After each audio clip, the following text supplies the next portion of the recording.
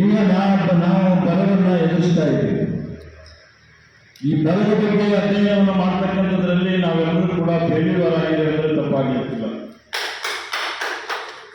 ನಮ್ಮ ಕನಸು ಏನಂದ್ರೆ ಪೀಳಿಗೆ ಬಗ್ಗೆ ಏನು ಮಾಡಬೇಕು, ಮುಂದೆ ಬರ್ತಕ್ಕಂಥ ಜನಾಂಗದ ಭವಿಷ್ಯದ ಬಗ್ಗೆ ಯಾರಲ್ಲಿ ಕೂಡ ಕಲ್ಪನೆ ಇಲ್ಲ. ನನ್ನ ಮೊನ್ನೆ ರೀಸೆಂಟ್ ಆಗಿ ಚೆನ್ನಮ್ಮ ತಿಳ್ಕೊಂಡ್ರು, ದೇವೇಗೌಡರ ಪತ್ನಿಯವರು, ನಾನು ಹೊಳೆನರಸೀಪುರವೆಲ್ಲ ಹೋದ್ವಿ. ಅಲ್ಲಿ ಅವರಿಗೆ ಮಳೆ ಪ್ರಮಾಣ ಜಾಸ್ತಿ ಇದೆ. ಈಗ 4000 ಮಿಲಿಮೀಟರ್ನಿಂದ ಇವತ್ತು 750 ಮಿಲಿಮೀಟರ್ವರೆಗೆ ಮಳೆ ಬರ್ತದೆ. ನಮಗೆ ಭಾಳ ಅಂದರೆ 435 ಮಿಲಿಮೀಟರ್ ಮಳೆ ಬರ್ತದೆ. ಅದು ಬರ್ತಾ ಇಲ್ಲ ಸಕಾಲದಲ್ಲಿ.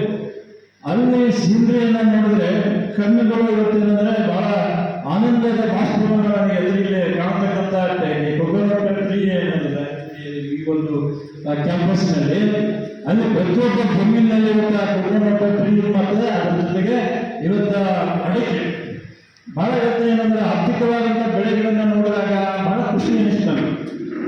ಇಲ್ಲಿ ನಮ್ಮ ರೈತರು ಇವತ್ತು ಯಾವುದೇ ಒಬ್ಬ